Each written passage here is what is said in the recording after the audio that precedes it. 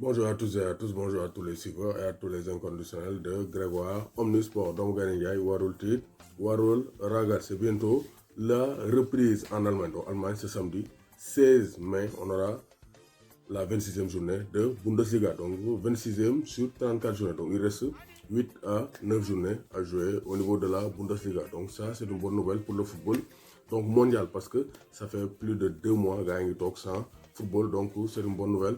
Donc avec la reprise de la Bundesliga donc Bundesliga nag bu ñu ko waxee am na ay Sénégalais yu fa ne même si bokk na championnat yi gën a néew ay Sénégalais donc ça fait pas des championnats qui regorgent donc le moins de Sénégalais en Europe parce que y a que 3 Sénégalais répertoriés 3 Sénégalais répertoriés avec un seul international sénégalais Salif Sané qui évolue à Schalke 04 moom ren saison bi c'était un peu difficile parce que il a fait un bon début de saison avec Schalke 04 et après, il s'est blessé. Donc, heureusement, avec le coronavirus, il a eu le temps de reprendre sa forme. Donc, Salif Sané a le temps de reprendre sa forme pour donc, revenir à son meilleur niveau actuellement. Il sera d'attaque pour la reprise en Bundesliga. Il y a un Sénégalais, mais ce sont des binationaux comme Moussa Niakane.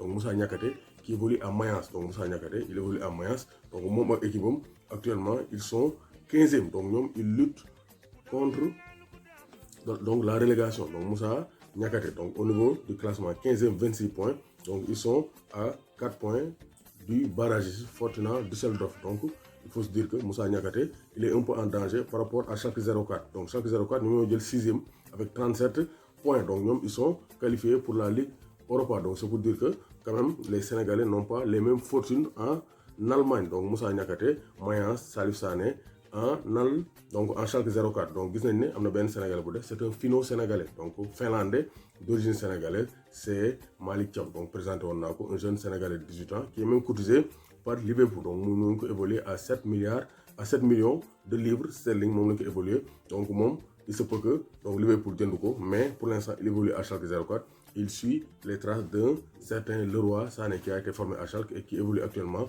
à Manchester City. Donc Bayern moo jël premier 55 points Dortmund jël deuxième am 51 points Leipzig jël troisième am 50 points Mönchengladbach jël quatrième am 49 points donc ñooñu voici le top 4 du classement en Bundesliga. Donc gis nañ ne match yi na démarré waat ce samedi donc avec un alléchant derby de la Ruhr. Donc derby de la Ruhr mooy le derby chaud entre Dortmund et Schalke 04. Donc bu nee Dortmund c'est Erling Haaland, Marco Reus et donc ñoom Jadon Sancho donc face à Salif Sané. Donc on aura un duel de Sénégalais Malick Thiaw et Salif Sané les défenseurs face à Erling Haaland donc le jeune attaquant norvégien qui est la sensation en Europe cette saison parce qu'il a marqué 40 buts cette saison. Donc c'est pour dire que Erling Haaland est plus que jamais donc l'un des meilleurs buteurs cette saison en Europe. Donc mais Dortmund devra faire donc sans Emre Can et sans Witsel donc pour la reprise. Donc am na beaucoup de joueurs de Dortmund qui risquent de ne pas jouer